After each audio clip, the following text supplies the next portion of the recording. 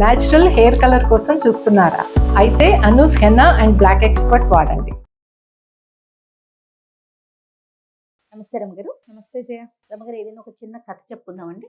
PC సర్కార్ పేరు తెలుసు కదండి? అవును. ఐంద్రజాలికుడు. ఈ పీసీ సర్కార్ గారి పేరుతోటి రాయబడిన కొన్ని కథలు చందమామలో పూర్వం కనపడేవి జయ. సర్కార్ గారే రాసుండ్రు. పీసీ సర్కార్ గారి ఇంద్రజాలాన్ని వాడిన ఒక కథ అనమాట. ఇంతకుముందు 2-3 చెప్పాం మనం. ఇవి ఇంచుమించు 60s ఈ కథలు. 60-70 కూడా కాదు, 60s కొన్ని కథలు బాగుంటాయి.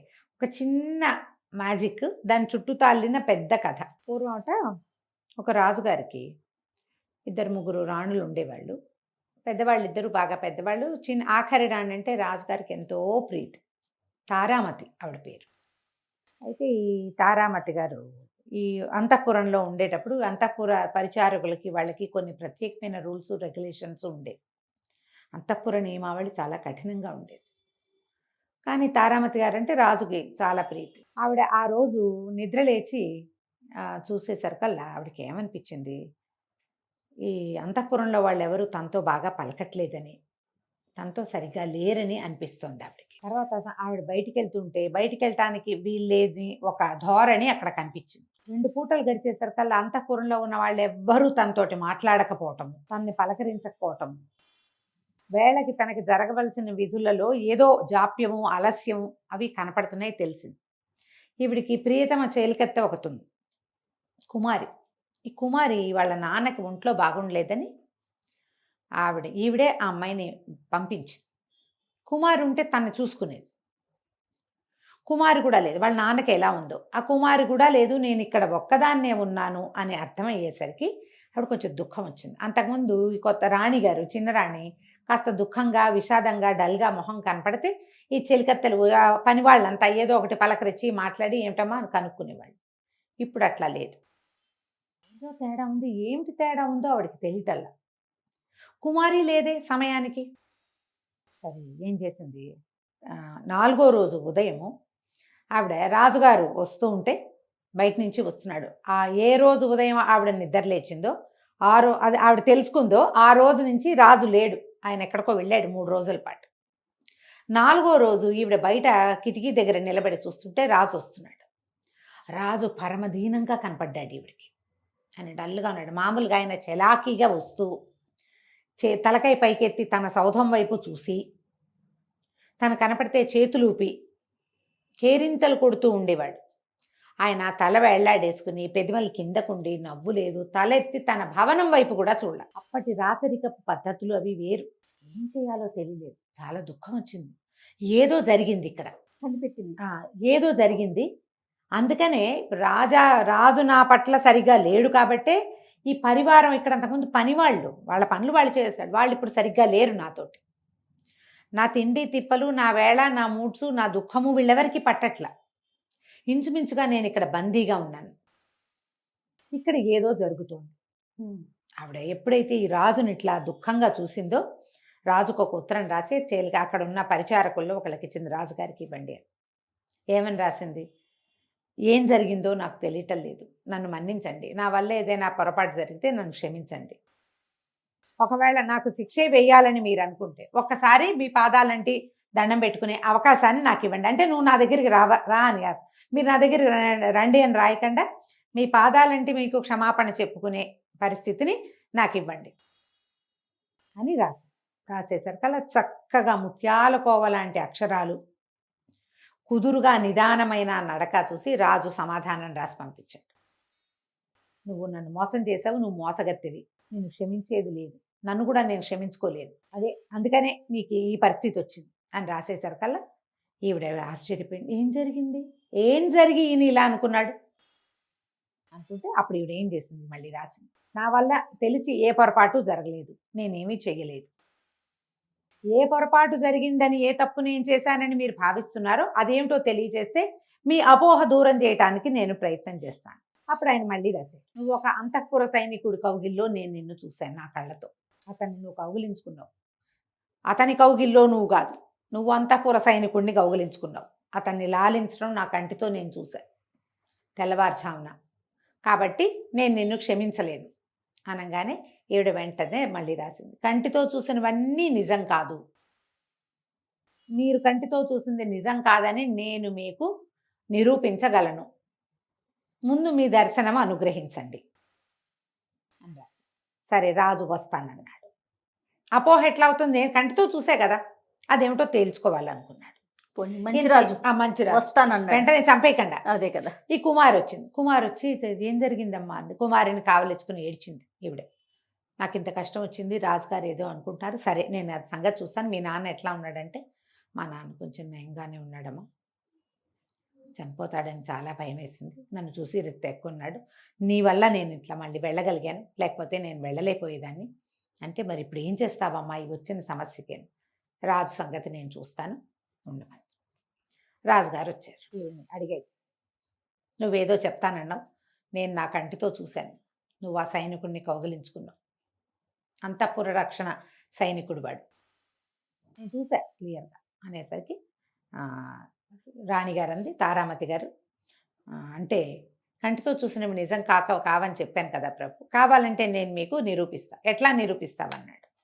ఈవిడ ఒక కప్పు దాని మీద ఒక మూత అక్కడ ఉన్నాయి, మీ దగ్గర 4 బంగారు నాణ్యాలు ఉన్నాయా, ఆయన ఇట్లా దట్టిలో నాణ్యాలు ఉంటాయి, ఆ దట్టిలో నుంచి ఒక సంచి తీసి 4 నాణ్యాలు ఆవిడ చేతిలో పెట్టాడు. ఈవిడ ఏం చేస్తుంది, కప్పు ఖాళీ కప్పు ఉంది, అంత బౌల్ ఉంది, దాని మీద మూత ఉంది, ఆ మూత తీసి పట్టుకుని ఆ 4 నాణ్యాలు ఇందులో వేసాక మూత పెట్టింది. అది ఖాళీ కప్పు. ఇప్పుడు చెప్పండి ఈ బౌల్లో ఎన్ని నాణ్యాలు ఉన్నాయి. 4 నాణ్యాలు నేనే ఇచ్చా కదా, లెక్క పెట్టి నువ్వు వేసావు కదా అన్నాడు. సరే చూద్దాం అని ఆవిడ ఏం చేస్తుంది, ఆ కప్పుని ఇట్లా తీసి ఆ మూత తీసి కింద పెట్టి కప్పులో ఉన్న నాణ్యాలు ఎత్తి పళ్ళెంలో పోసింది. గల్లుమన్నాయి. తీశారు. రాజుకు పడుతూనే తెలిసినాయి, ఎక్కువ పడుతున్నాయని. లెక్క పెడితే 1 2 3 4 5 6 7 8 8 ఉన్నాయి. రాజు ఆశ్చర్యపోయాడు, అదేమిటి అని. ఇత్తే ప్రభు, అప్పుడప్పుడు మన కళ్ళు మనని మోసం చేస్తాయి. మీరు ఇవాళ తెల్లవారుజామున మీరు ఏ కిటికీ దగ్గర చూశారో నన్ను, మీరు ఆ కిటికీ కనపడేలాగా నుంచోండి, మీకు ఒక వింత చూపిస్తాను నేనంది. తను చూస్తూ ఉండగా తను ఇచ్చిన 4 నాణ్యాలు 8 నాణ్యాలు అయ్యేసరికల్లా రాజు ఒక రకంగా నిర్ఘాంతపోయాడు ఆ సాయంకాలం వేళ. సరే తెల్లవారుజామున చూస్తానన్నాడు. ఆయన వెళ్ళిపోయాడు. తెల్లవారుజామున ఆయన వచ్చి తన గది కిటికీ దగ్గర నుంచున్నాడు. గది వరండాలు నుంచుంటే ఈ తారామతి గారి గది వాకిట్లో ఆవిడ ఒక సైనికుడిని కావలించుకొని కనపడింది ఆయనకి. ఒళ్ళు మండిపోయింది రాజు. ఇది నాకు చూపించే వింత, నేను ఏ దృశ్యం చూసి నా ప్రియతమ రాణి నేను ఎంతో ముచ్చటగా చూసుకుంటున్నది, ఎవరో ఒక సైనికుడిని కావలించుకుంది అని కదా, 4 రోజులు ఈమెను అంతఃపురంలో నుంచి బయటికి వెళ్ళనివద్దు, బందీగా ఉంచండి, రాణిగా జరపాల్సినవి ఏవి ఆమెకు జరపక్కర్లేదని ఆజ్ఞ చేసి నేను వెళ్తే నాకేమిటో నాణ్యాలు చూపించి ఇప్పుడు మళ్ళీ వాడిని కావలించుకుందే, వెళ్ళక్కడ. ఆయన కత్తి పుచ్చుకొని పరిగెత్తుకుంటూ వచ్చేసి ఏం చేశాడు, ఈ రాణిగారి కౌగిల్లో ఉన్నాడు కదా ఒకడు, ఇట్లా అంటోంది ఆవిడ భుజాల మీద. ఒక లాగి వాడిని ఒక్క తోపు తోయంగానే ఈ వెనక్కి జరిగిపోయిన రాణి చటుక్కున మళ్ళీ ఒక ముందుకే అడిగేసి ఆ సైనికుడుకున్న గడ్డము మీసము లాగేసింది. తీరా చూస్తే ఆ సైనికుడు బట్టలు వేసుకుని అక్కడ నుంచుని ఉన్నది కుమారి. ముందు రోజు సాయంత్రం వచ్చినప్పుడు రాజుగారికి ఒక మాట చెప్పింది ఈవిడ, నేను ఈ అంతఃపుర నిబంధనలు కొన్ని సడలించే ఒక పని చేశాను, అందుకు మీరు క్షమించాలి నన్నని చెప్పింది రాజుకి.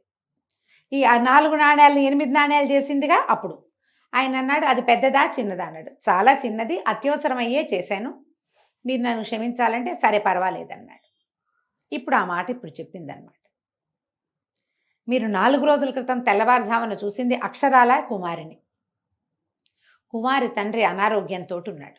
అంతఃపుర నిబంధనల ప్రకారము సాయంకాలం దాటిన తర్వాత అసలు అంతఃపురంలో ఒక చెలికత్తెలుగా ఉన్న వాళ్ళు ఎవ్వరూ బయటికి వెళ్ళడానికి వీల్లేదు. అక్కడ రూల్ అది. చెలికత్తెలుగా బయట నుంచి ఆడపిల్లల్ని సెలెక్ట్ చేసి తెస్తారు లోపలికి. తెస్తే వాళ్ళు పంజరంలో చిలకల్లాగా ఉంటారు, లోపల పని చేయాలి తప్ప వాళ్ళు ఇళ్ళకెళ్ళి రావడాలు అవి కుదరవు. ఇన్ని సంవత్సరాలు అయిన తర్వాత, కొన్ని సంవత్సరాలు అయ్యాక వాళ్ళకి కొంత డబ్బు ఇచ్చి ఇక మళ్ళీ వెనక్కి రాకుండా పంపేస్తారు. మధ్యలో వెళ్ళి వచ్చి చేసేటప్పుడు ఏమవుతుంది, అంతఃపుర రహస్యాలు బయటికి వెళ్ళిపోతాయి, బయట నుంచి మగవాళ్ళు రావచ్చు. అందుకని కఠినమైన నిబంధనలు ఉంటాయి. కుమారి తండ్రిని చూడాలని చాలా తహతహలాడిపోతోంది. ఆయన చనిపోతే ఆఖరి చూపు దక్కదని అది శోకిస్తుంటే నేనేం చేశాను, ఇక్కడ ఉన్న వాళ్ళందరికీ నా గదిలో చీరలతోటి ఏదో నేత నేయిస్తున్నానని, కుమారి 2-3 రోజుల పాటు నా గదిలోనే ఉంటుంది, ఎవ్వరికీ కనపడదని ఇక్కడంతా ప్రచారం చేయించి కుమారికి అంతఃపుర రక్షక భట్టుడి బట్టలు సంపాదించమని చెప్పాను. అదేం చేసింది, రక్షక భట్టుడి వస్త్రాలు తెచ్చుకుంది. ఈ లోపల నేను గదిలో పత్తికి కాటిక పూసి గడ్డము మీసము తయారు చేశాను. ఆ గడ్డం మీసం పెట్టుకుని ఆ బట్టలు కట్టుకుని కుమారి వెళ్ళింది బయటికి. ఆ వెళ్ళేటప్పుడు అది ఏడుస్తూ వెళ్ళొస్తానమ్మా అంటే దాన్ని కౌగలించుకుని ఓదార్చాను నేను. పర్వాలేదులే, మీ నాన్న కనీసం ఆఖరి చూపైనా దక్కుతోంది, ఇంకొకళ్ళకి ఆ అవకాశం కూడా ఉండేది కాదు, పెద్దరాణి గారి ఆ వాట్లలోంచి అసలు వెళ్ళే అవకాశం లేదు, నేను కాబట్టి దాన్ని పంపించా. అందుకని కుమారుని కావలించుకున్నాను. అక్షరాల మీరు అదే చూశారు. మీరు ఇవాళ పుచ్చుకొచ్చినట్టుగా కత్తి ఆ రోజే పుచ్చుకొస్తే మీరు నిర్దోషిని చంపేసేవారు మహారాజా.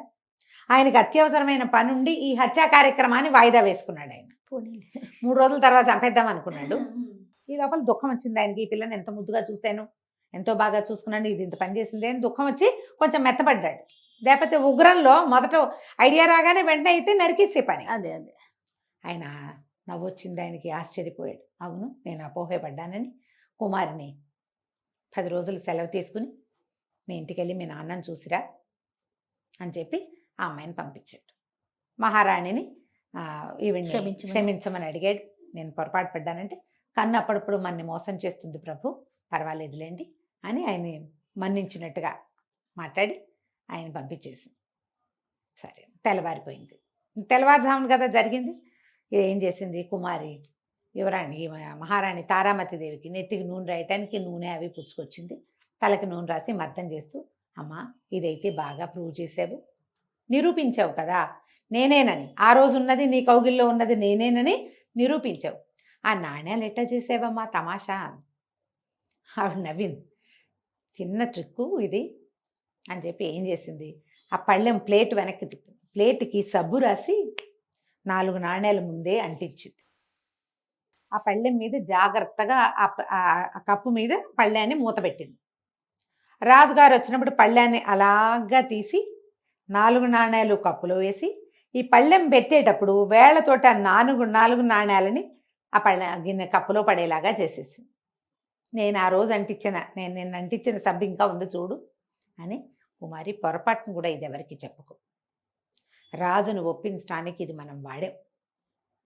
రేపొద్దున ఆయన నేనేటికైనా చేస్తానని అనుకోగలుగుతాడు కదా, అంతే. కాబట్టి ఈ మాట మాత్రం బయట పెట్టకూడదు. అర్ధరాత్రి పూట ఇది దొంగ వేషం వేసుకుని నగరు దాటి వెళ్ళిందన్నది బయటికి రాదు.